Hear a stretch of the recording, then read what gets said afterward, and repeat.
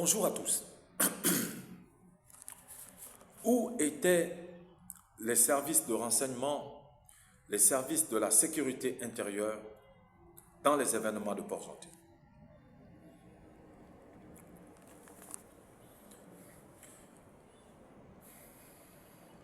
La question est posée et j'attends une réponse. Certainement pas des services en question. Voyez-vous, si nous avons un pays dirigé par des forces de défense et de sécurité et que le peuple ne se sent pas en sécurité et que le peuple n'est pas en sécurité, que dire et que penser?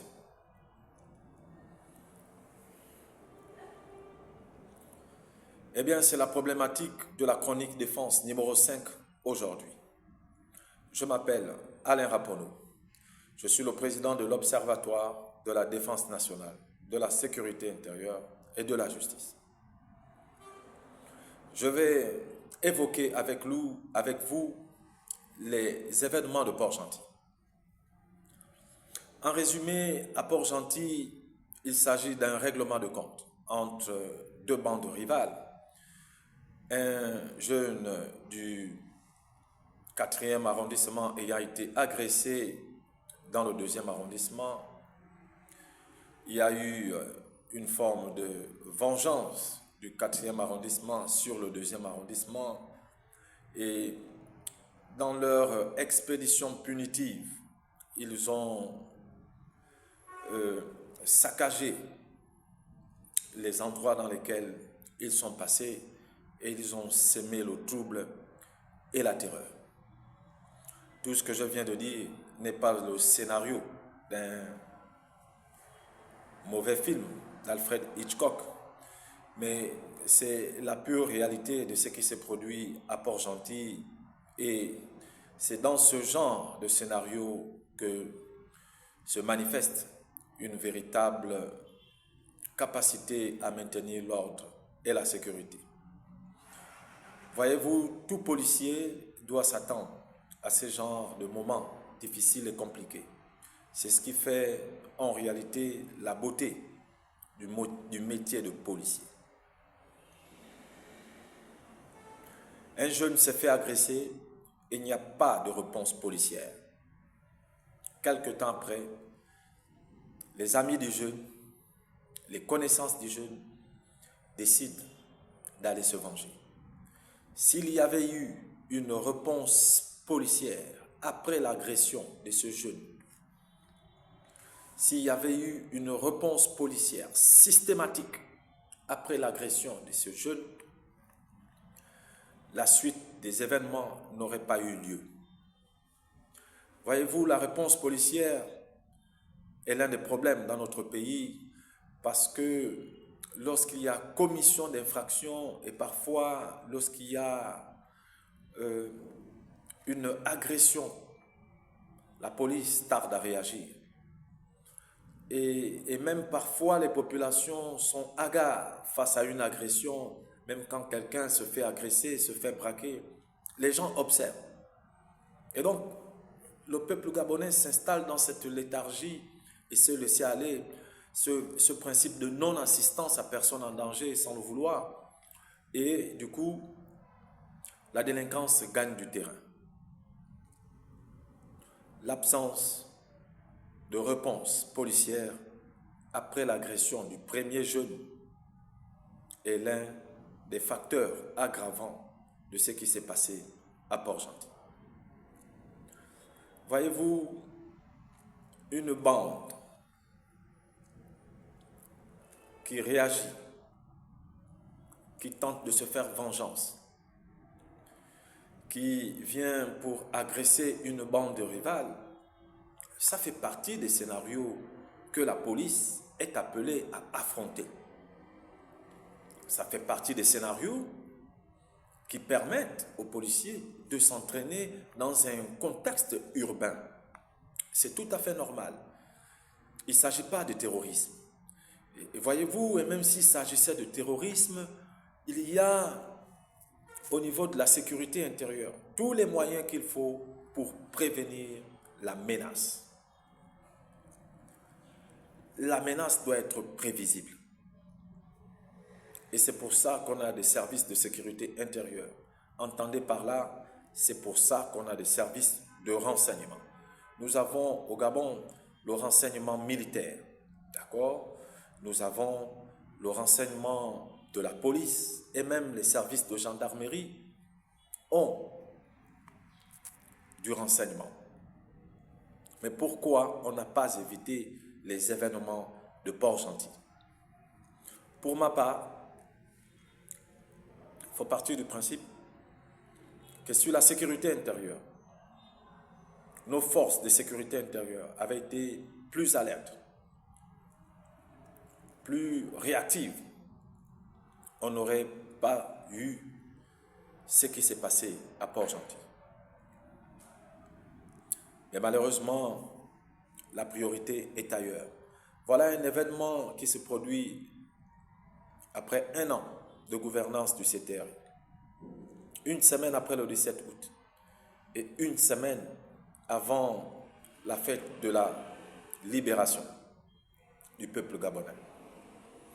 C'est écœurant parce que ça laisse un goût amer. Le mois d'août est pour nous un mois de festivité.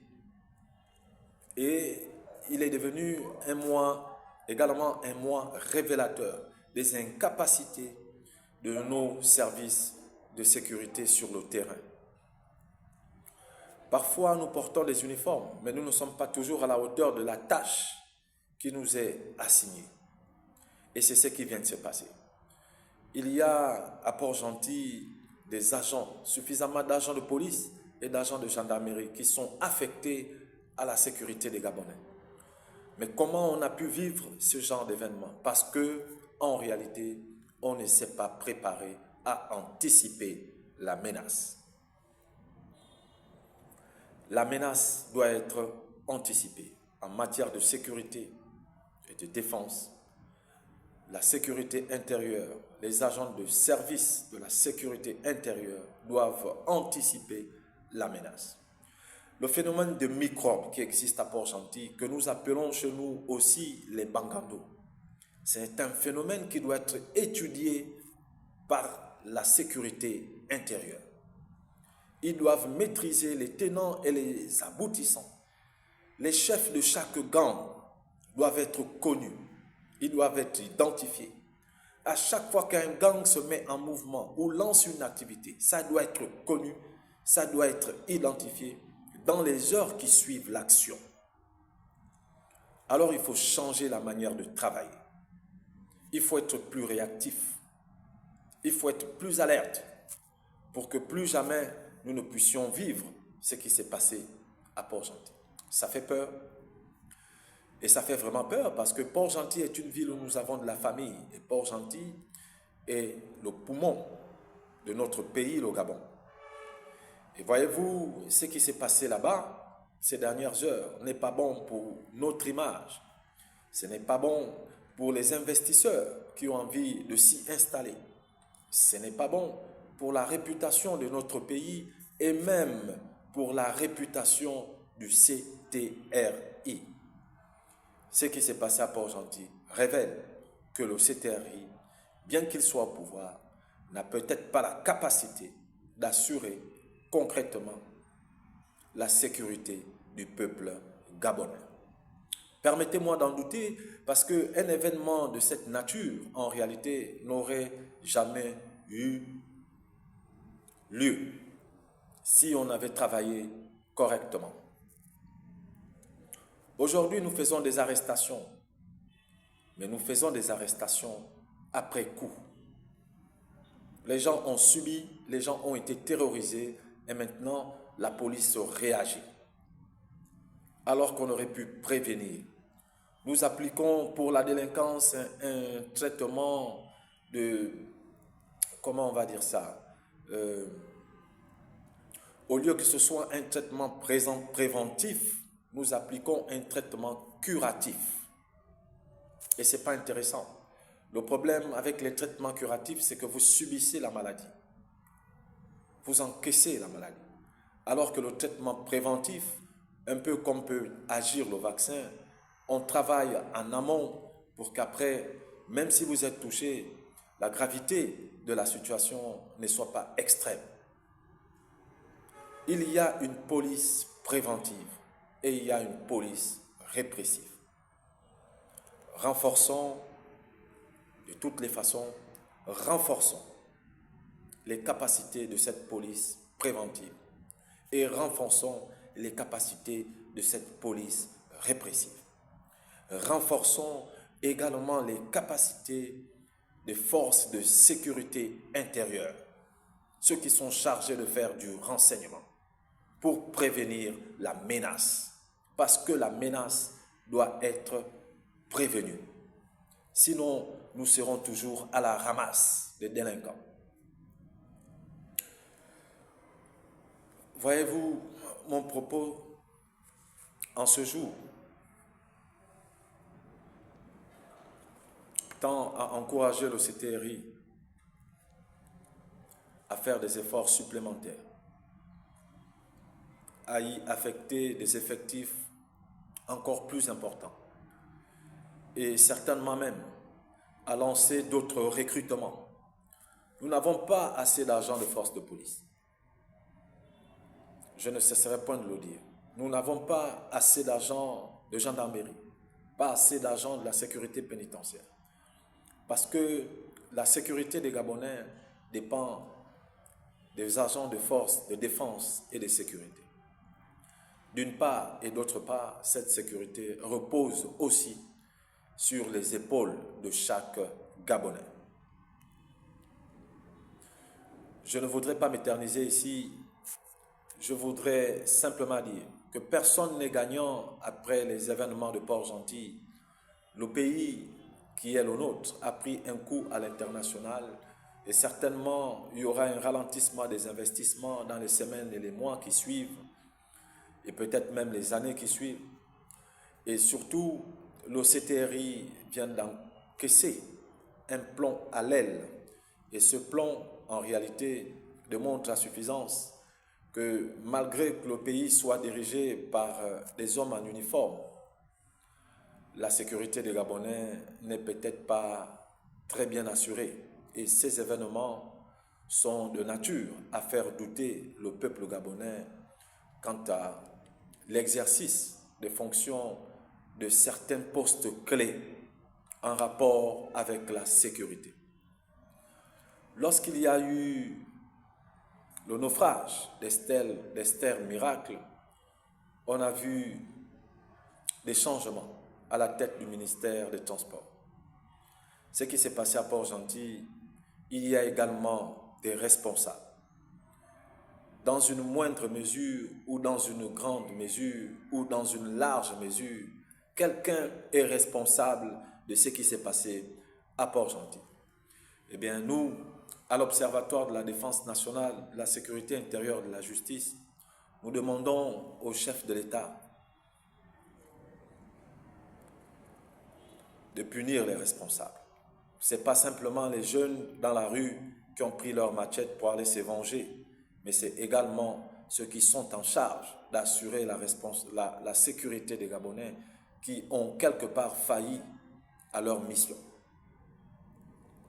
Il faut de la fermeté à tous les niveaux, pas simplement pour les délinquants, mais également pour ceux qui ont la responsabilité d'assurer la sécurité du peuple gabonais. Des jeunes Gabonais se sont entretués. Il aurait fallu qu'il y ait une force d'interposition entre les assaillants et les autres. Et cette force a tardé à venir, d'où les événements de Port-Gentil. Quelqu'un s'est fait agresser. Il y a eu de la délinquance. Quelqu'un a subi une agression et derrière, il n'y a pas eu une réaction ou alors une implication ou bien même une réponse policière adéquate et immédiate. D'où les événements de Port-Gentil. Voyez-vous, nous tenons tous à ce que chaque Gabonais soit en sécurité à chaque endroit et à chaque lieu de ce pays.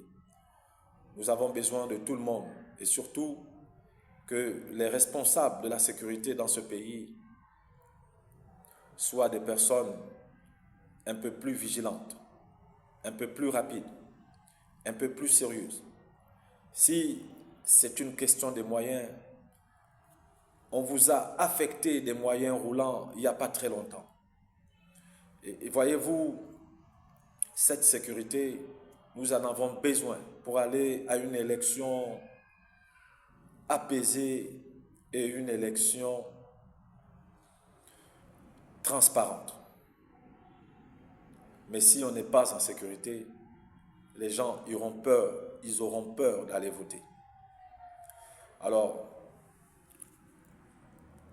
que les responsables prennent leurs responsabilités. C'était Alain Raponeau,